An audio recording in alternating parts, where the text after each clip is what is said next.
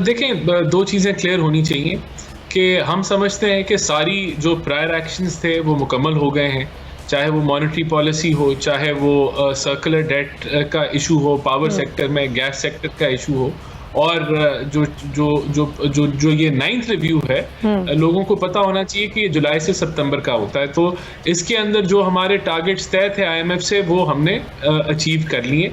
तो हम पुर उम्मीद हैं, हमारा ख्याल है, हम पॉजिटिव हैं कि ये 30 जून से पहले ये जो SLA एग्रीमेंट है ये हो जाना चाहिए है।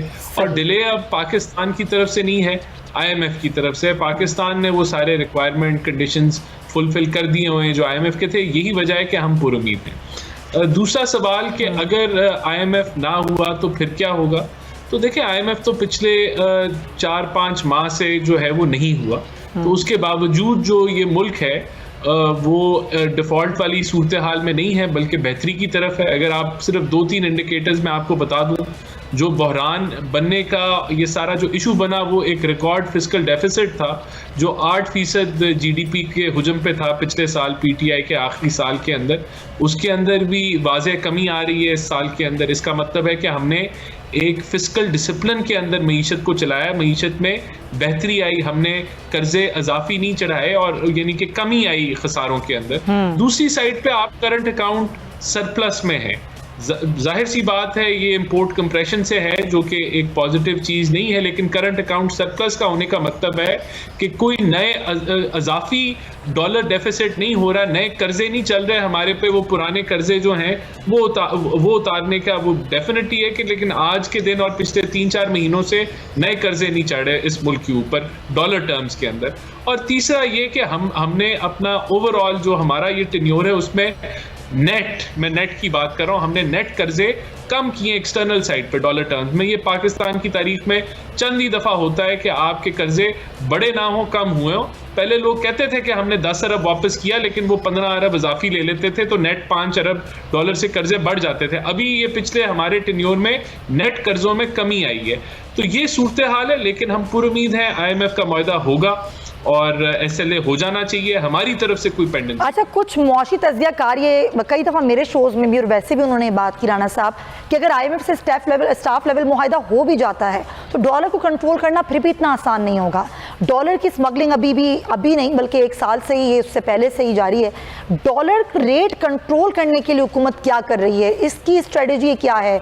एक तो डॉलर है नहीं जिसकी वजह से इंटरनेशनल पेमेंट्स नहीं हो पा रही, फिर ज़ाहिर डॉलर बढ़ता है, आपके रुपए की कदर गिरती है, तो वैसे ही मईशत को बहुत नुकसान पहुंचता है। उसके लिए हुकूमत क्या कर रही है? देखें, डॉलर को कंट्रोल करने के लिए हमने ये डॉलर के आउटफ्लो को कंट्रोल किया है, तो तभी हम करंट अकाउंट सरप्लस में आए।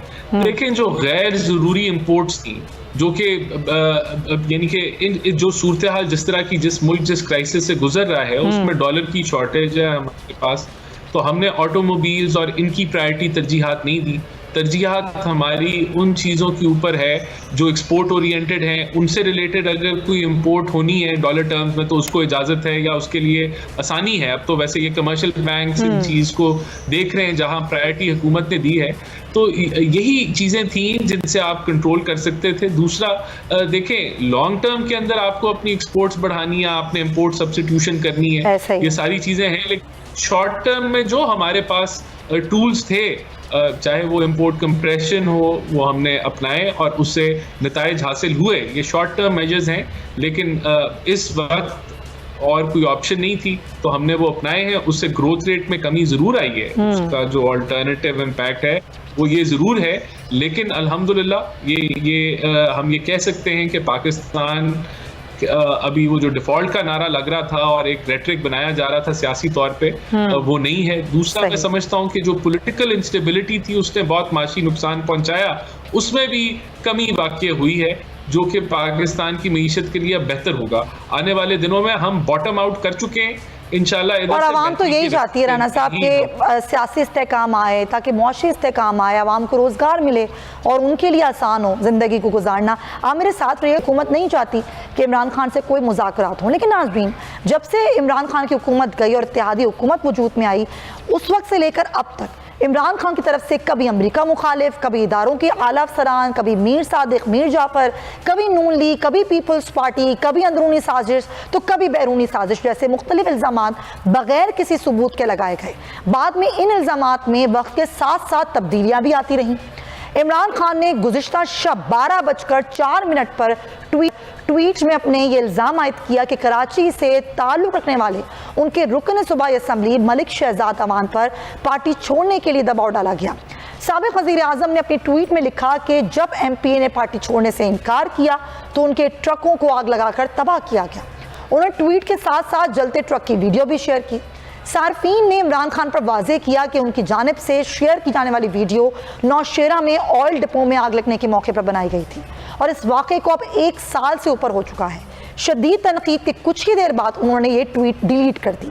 कोई ये पहला मौका नहीं था कि इमरान खान की तरफ से माजी में बगैर तस्दीक के मुतनाज़िर खबरें आवाम तक पहुँचाई गईं और बाद में उन पर यूटर्न लिया गया। मुल्क में जारी शदीद इंतशार की कैफियत में ऐसी मनगढ़ंत खबरें एक बड़ी जमात के बड़े सियासी लीडर की तरफ से फैलाना शदीद बाइस तशवीश है। इससे कबल इमरान खान ने मुतालबा किया था कि खबरें आ रही हैं कि ख़वातीन से जेलों में ज़्यादती हुई है, अदलिया सोमोटो ले और ख़वातीन को रिहा कराए।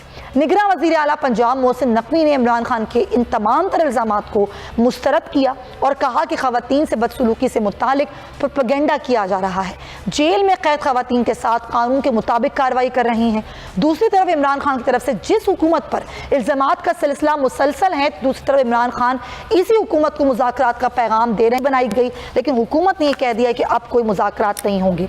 राना साहब, सबसे पहले मुज़ाकरात पर ज़रा बात कर लेते हैं, फिर उनके इल्ज़ामात पर भी बात करेंगे कि इमरान खान ने कमेटी बना दी, उस कमेटी के मेंबरान भी उन्होंने बता दिए, लेकिन आप लोग कह रहे हैं कि मुज़ाकरात नहीं होंगे।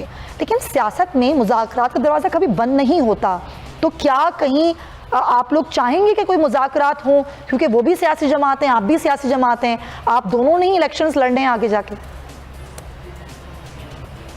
देखिए, मुज़ाकरात तो बहुत आगे तक बढ़ चुके थे और मुज़ाकरात में चंद हफ्तों की बहस थी, 3-4 हफ्ते या 6 हफ्तों का मामला रह गया था कि इलेक्शन कब होने, लेकिन इन्होंने मुज़ाकरात के टेबल से वॉकआउट किया और सुप्रीम कोर्ट को जो है वो ये शिकायत लगाई कि जो है आप 14 मई को जो है वो इलेक्शन कराएं।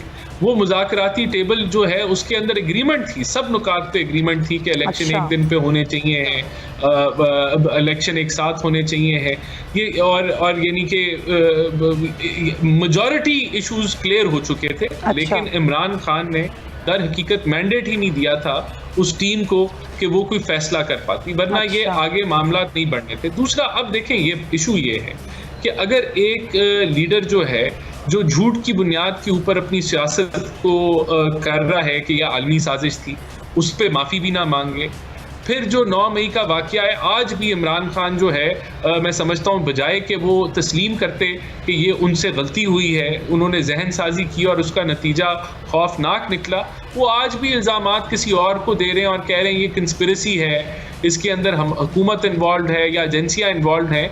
तो एक आदमी जो आज भी प्रोपोगेंडा कर रहा है, आपने ट्वीट का जिक्र किया, आज भी एक झूठा प्रोपोगेंडा कर रहे हैं कि जी ये जो मेरे बंदे जा रहे हैं वो भी खुद नहीं जा रहे, उनको भी उनके ट्रकों को जलाया जा रहा है। इसी तरह ख़वातीन के ऊपर एक जाली प्रोपोगेंडा किया जा रहा है कि पता नहीं रेप हो रहे हैं, क्या हो रहा है, ये झूठा। लेकिन राना साहब, एक चीज़ सरप्राइजिंग है, सॉरी टू कट यू, कि देखें जेलों में, ख़वातीन की जेलों में तो हज़ारों ख़वातीन हैं जो कैद हैं और वहाँ पर वो कैद हैं और वहाँ पर वो रहती हैं। कभी इस तरह की बात सामने नहीं आई कि ख़वातीन के साथ जेलों में बदसलूकी की गई हो। ये बात अब क्यों की जा रही है, क्यों ये प्रोपेगेंडा किया जा रहा है? ये बदकिस्मती, यही प्रोपोगेंडा इमरान खान ने उस प्रोपोगेंडे ने वहाँ पहुँचा दिया जहाँ वो सोच भी नहीं सकता था, और अभी भी वो उस प्रोपोगेंडा से बाज नहीं आ रहे। ये वो नफरत के बीज हैं, ये वो जहन साजी है जो की जाती है। आप यकीन करें, मेरे अपने रिश्तेदारों ने अमेरिका से फ़ोन करके पूछा कि बदसलूकी ये ख़वातीन के साथ क्यों हो रही है। पहली बात तो ये कि कोई हज़ारों की तादाद में ख़वातीन अरेस्टेड नहीं है PTI की, मेरे ख्याल से 1 दर्जन या शायद